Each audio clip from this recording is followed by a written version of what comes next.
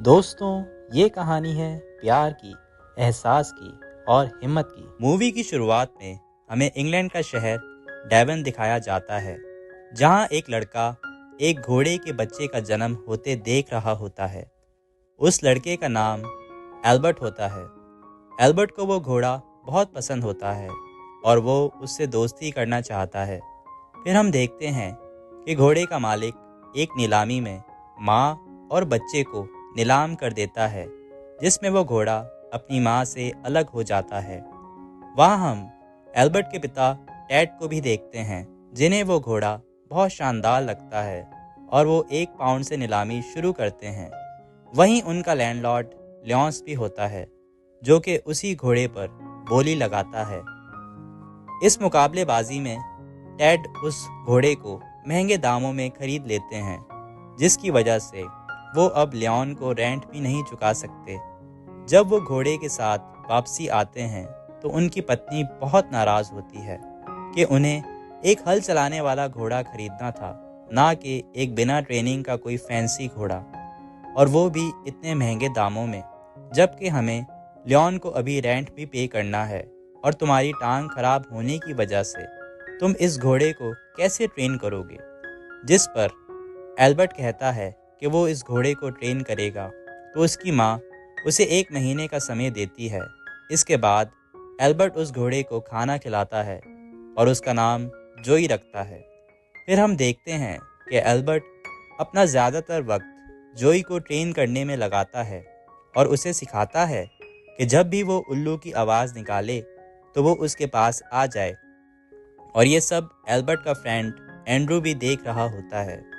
इसके बाद उनके घर लियोन अपना रेंट लेने आता है, जिस पर टेड उनसे कुछ समय मांगता है और कहता है कि वो फसल उगा के उसका सारा कर्ज भर देगा, जिस पर वो उन्हें कुछ वक्त देता है और अगर उन्होंने उसका रेंट नहीं भरा तो वो उनका घर और फार्म ले लेगा और साथ में जोई को भी। हम देखते हैं कि टेड जोई को हल चलवाने ले जाने लगते हैं, लेकिन वो नहीं चलता और एल्बर्ट कहता है कि वो अभी छोटा है और इन सब के लिए तैयार नहीं है। जिस पर टेड गुस्से में जोई को गोली मारने लगते हैं, लेकिन एल्बर्ट उसे बचा लेता है और अपने पिता से कहता है कि वो उसे ट्रेन करेगा और फसल पर हल चलवाएगा। एल्बर्ट जोई को उस बंजर फसल पर लेकर आता है, जो कि बहुत बड़े पत्थरों से भरी होती है, और वहाँ लियोन और आहिस्ता आहिस्ता लोग जमा होते हैं, ये देखने के लिए कि वो हल चला पाएगा या नहीं। जोई कई बार कोशिश करता है, लेकिन उससे वो हल नहीं चलता, जिस पर लोग हंस रहे होते हैं। एल्बर्ट जोई को हिम्मत दिलाता है और कहता है कि वो जानता है कि उसमें बहुत हिम्मत है और वो ये कर सकता है। कुछ ही देर में वहाँ बारिश भी शुरू हो जाती है और लोग जाने लगते हैं। एल्बर्ट फिर जोई से कहता है कि उन्हें ये करना ही होगा, क्योंकि यही अब जिंदा रहने का उनका एक आखिरी रास्ता है। तो जोई हिम्मत करता है और वो पूरी ज़मीन पर हल चला के फसल को बीज बोने के काबिल बना देता है। ये देखकर लोग और लियोन हैरान हो जाते हैं और लियोन वहाँ से चला जाता है। फिर एल्बर्ट अपनी माँ से कहता है कि उसका बाप एक शराबी आदमी है और उसे उनकी कोई परवाह नहीं, जिस पर उसकी माँ उसे वो सारे मेडल्स दिखाती है जो उसके पिता को वॉर में मिले होते हैं, जहाँ वो 2nd येमेनरी में सार्जेंट थे और एक वॉर हीरो थे। लेकिन जो कुछ वॉर में उन्होंने किया उस पर उन्हें फ़ख्र नहीं है। लेकिन आज एल्बर्ट ने जो कुछ भी किया उससे एल्बर्ट को ज़रूर खुद पर फ़ख्र होना चाहिए, और वो भी अपने पिता की तरह बहुत हिम्मत वाला है और उसके पिता उन सब की बहुत परवाह करते हैं। वो कहती हैं कि वो जोई का ख्याल रखे और जोई भी उसका ख्याल रखेगा, एक दोस्त और भाई की तरह, और वो उसके पिता का वॉर पेनेंट उसे दे देती है। उनकी फसल अब काफ़ी उग गई होती है, लेकिन तेज़ तूफान के कारण वो सारी तबाह हो जाती है और टेड के पास कोई चारा नहीं होता। वो जोई को बाजार बेचने ले जाता है ताकि कर्ज का पैसा चुकाए। एल्बर्ट जब जोई को बांध में नहीं देखता तो वो बाजार की तरफ भागता है। टेड जोई को कैप्टन जेम्स को बेच देते हैं। जैसे कि वर्ल्ड वॉर 1 शुरू हो जाती है, एल्बर्ट वहां आ जाता है और कैप्टन जेम्स को कहता है कि वो जोई से बहुत प्यार करता है और वो उसके सिवा किसी का कहना नहीं मानता, जिस पर जेम्स कहते हैं कि वो उससे वादा करते हैं कि वो जोई का बहुत ख्याल रखेंगे जैसे उसने रखा था, और अगर हो सकेगा तो वो इन सब के बाद जोई को वापस कर देंगे। एल्बर्ट भी जोई के साथ जाने का कहता है, लेकिन उम्र कम होने के कारण उसे आर्मी में नहीं लिया जाता। जाते हुए एल्बर्ट अपने पिता का वॉर पैनेंट जोई को बांध देता है और उसे कहता है कि वो उसे ढूंढ लेगा और उसे अपने पास ले आएगा और वो फिर साथ होंगे। जोई को आर्मी कैंप में लाया जाता है और वहाँ उसकी मुलाकात मेजर जेमी के हॉर्स टॉपथॉर्न से होती है। इसके बाद उनकी रेस होती है। मेजर जेमी का हॉर्स बहुत तेज होता है, लेकिन कैप्टन जेम्स जोई को हिम्मत दिलाते हैं और जोई रेस में टॉपथॉर्न से जीत जाता है। जेम्स एल्बर्ट को लेटर लिखते हैं जिसमें वो जोई की तस्वीर बनाते हैं और बताते हैं कि किस तरह जोई ने रेस जीती। मेजर जेमी जेम्स को बताते हैं कि उन्हें फ्रांस में अटैक पर जाना है। वो सब एक जर्मन आर्मी कैंप पर अटैक करते हैं जिसमें वो समझते हैं कि जीत उनकी हो गई है, लेकिन जर्मन आर्मी ने अपनी मशीन गन्स छुपाई होती हैं। वो सब पर अटैक करते हैं जिसमें कई सोल्जर्स मारे जाते हैं। एक मशीन गनर कैप्टन जेमी की तरफ अपनी गन करता है और हम जोई को अकेले ही दौड़ते देखते हैं, जिसका मतलब ये है कि कैप्टन जेमी मारे गए हैं। जर्मन आर्मी मेजर जेमी और टॉपथॉर्न को कैप्चर कर लेते हैं। हम गंथर को देखते हैं जो अपने ऑफिसर से कहता है कि हम इन दोनों को एम्बुलेंस चलाने के लिए इस्तेमाल कर सकते हैं, जोई और टॉपथॉर्न को, और इन्हें ना मारें। हम गंथर के छोटे भाई माइकल को भी देखते हैं। गंथर टॉपथॉर्न को गियर पहनाने की कोशिश करता है ताकि एम्बुलेंस कार्ट के लिए तैयार करे। टॉपथॉर्न शुरू में नहीं पहनता, लेकिन जोई के सिखाने पर वो पहन लेता है। गंथर के छोटे भाई को फ्रंट आर्मी मार्च के लिए कहा जाता है और गंथर को घोड़ों की रखवाली के लिए रखा जाता है। गंथर अपने भाई को मार्च में जाने के लिए मना करता है। वो उसके लिए फिक्रमंद होता है, लेकिन उसका भाई फिर भी जाना चाहता है। जब वो जंग पर जा रहा होता है तो उसका भाई बीच रास्ते में उसे उठा लेता है और वो जोई और टॉपथॉर्न के साथ एक विंडमिल में पनाह लेते हैं और सुबह का इंतज़ार करते हैं ताकि अपने घर वापस लौट जाएं। लेकिन रात में ही पकड़े जाते हैं और आर्मी से भागने के कारण उन्हें मार दिया जाता है। सुबह हम एमिली से मिलते हैं जो कि उस विंडमिल में आती है और उन दोनों घोड़ों को अपने साथ रख लेती है। वो अपने दादा को बताती है कि उसने 2 घोड़ों को विंडमिल में छुपाया है, जिस पर वो इस बात को मजाक समझते हैं। लेकिन जोई और टॉपथॉर्न को देखने के बाद वो कहते हैं कि ये ज़रूर किसी के होंगे और वो उन्हें लेने ज़रूर आएंगे, जिस पर एमिली कहती है कि अगर कोई नहीं आया तो वो उन्हें रख लेगी। उसके दादा उसे मना करते हैं क्योंकि उसे हड्डियों की बीमारी होती है, लेकिन वो नहीं मानती और उनकी सारी सवारी करना चाहती है। इसके बाद हम जर्मन आर्मी को उनके फार्म में आते देखते हैं, जिस पर एमिली के दादा उसे दोनों घोड़ों को अपने रूम में छुपाने का कहते हैं। जर्मन आर्मी के सोल्जर्स उनका सब खाने का सामान ले जाते हैं और एमिली के दादा उन्हें कहते हैं कि अगर उन्होंने एमिली को कोई नुकसान पहुंचाया तो वो उनकी जान ले लेंगे, भले ही वो कितने ही बूढ़े हों। एमिली के दादा उसकी बर्थडे की सुबह उसे गिफ्ट में हॉर्स राइड की इजाज़त दे देते हैं। जब एमिली हिल के दूसरी तरफ से वापस नहीं आती तो वो परेशान होते हैं और टॉपथॉर्न भी जोई के पीछे दौड़ता है। ये देख एमिली के दादा भी उसके पीछे जाते हैं और देखते हैं कि जर्मन्स जोई और एमिली को पकड़ रहे होते हैं। दादा एमिली को बचाते हैं और कहते हैं कि वो एक घोड़ा रख लें और एक को रहने दें, जिस पर वो इनकार कर देते हैं और जोई और टॉपथॉर्न को अपने साथ ले जाते हैं और एल्बर्ट का पेनेंट एमिली के दादा अपने पास रख लेते हैं। जोई और टॉपथॉर्न को सार्जेंट प्राइवेट फ्रेडरिक के हवाले करते हैं, जो कि घोड़ों से प्यार करता है और उनकी परवाह करता है।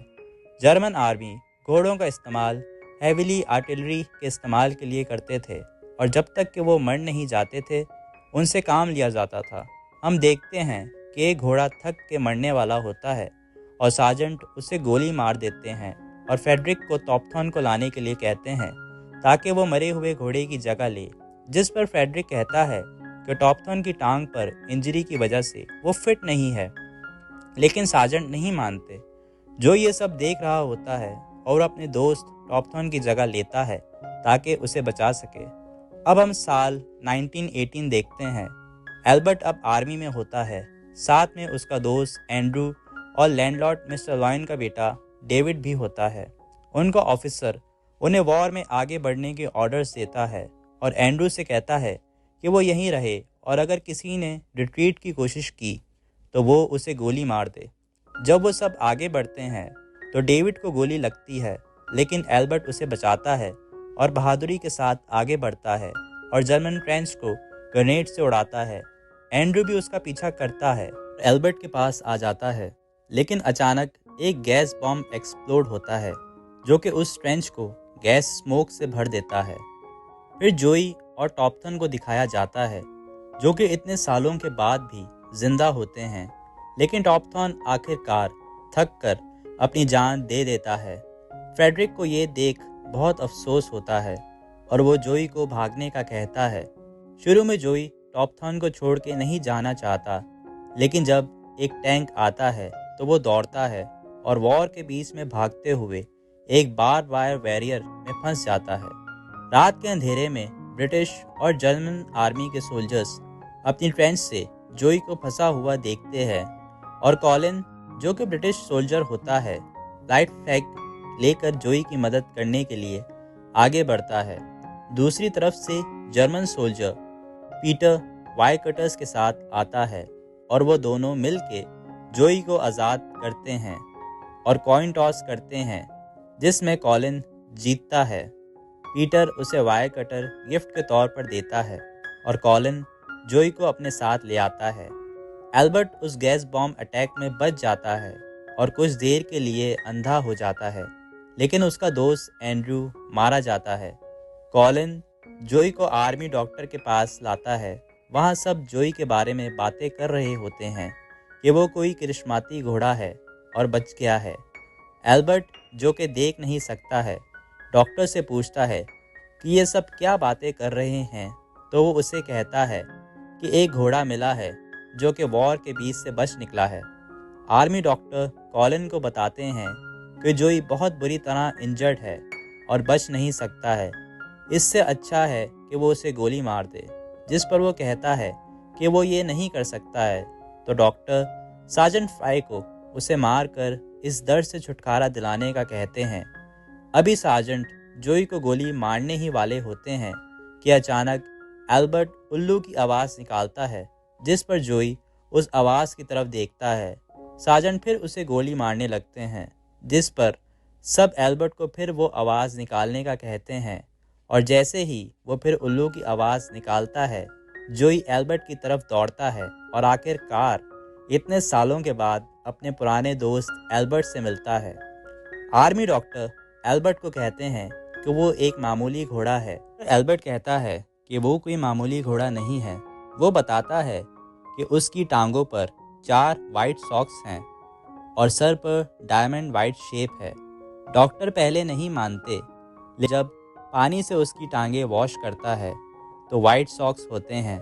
फिर आर्मी डॉक्टर जोई का सर साफ करते हैं तो उस पर वाइट डायमंड शेप होता है, जिस पर उन्हें यकीन हो जाता है कि वो उसी का घोड़ा है और वो एल्बर्ट को कहते हैं कि वो जोई का इलाज करेंगे और ख्याल रखेंगे, जैसे एक बहादुर सोल्जर के साथ करना चाहिए। वॉर अब ख़त्म हो गई होती है और ऑर्डर्स आते हैं कि तमाम घोड़ों को नीलामी में सेल कर दिया जाएगा, ऑफिसर्स के घोड़ों को छोड़ के, जिस पर सार्जेंट फ्राई मेजर से कहते हैं कि जोई एल्बर्ट का है और उसने उसे डेवन में बचपन से पाला होता है।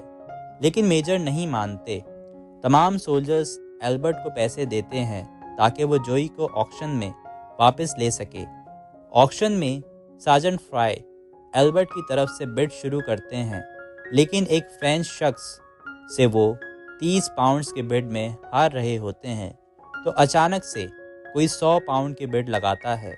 वो एमिली के दादा होते हैं, जो कि कहते हैं कि अगर किसी ने इससे भी ज़्यादा बिड की तो वो अपना फार्म बेचकर 1000 पाउंड की बिड करेंगे, लेकिन किसी भी कीमत पर जोई को लेकर ही रहेंगे और वो 100 पाउंड में जोई को खरीद लेते हैं। एल्बर्ट एमिली के दादा को पैसे देने की कोशिश करता है और कहता है कि वो उनके बाकी पैसे भी दे देगा, जोई उसका है। एल्बर्ट पूछता है कि आपकी ग्रैंड डॉटर कहाँ है, तो वो बताते हैं कि वॉर ने सबका कुछ ना कुछ छीना है और जोई ही एमिली की आखिरी निशानी है। इस पर हमें पता चलता है कि एमिली मर गई होती है। जब वो जा रहे होते हैं तो जोई रस्सी छुड़ा के एल्बर्ट के पास वापस आता है, तो एल्बर्ट उसे कहता है कि वो उसे वापस ढूंढ लेगा जैसे अभी ढूंढा है। ये देख एमिली के दादा एल्बर्ट से पूछते हैं कि ये वॉर पेनेंट किसका है, जिस पर वो बताता है कि ये उसके पिता का है और उन्हें यकीन आ जाता है कि जोई एल्बर्ट का ही घोड़ा है और वो एल्बर्ट को वो पेनेंट दे देते हैं और जोई को भी, और कहते हैं कि अगर एमिली ज़िंदा होती तो वो भी यही करती। एल्बर्ट जोई के साथ घर वापस लौटता है और अपनी माँ और पिता से मिलकर उन्हें वॉर पेनेंट वापस करता है और वो उसे गले लगा लेते हैं और ये शानदार कहानी यहाँ ख़त्म होती है। तो अगर आपको ये एक्सप्लेनेशन अच्छी लगी हो तो हमारे चैनल को लाइक करें और सब्सक्राइब करें। Thank you.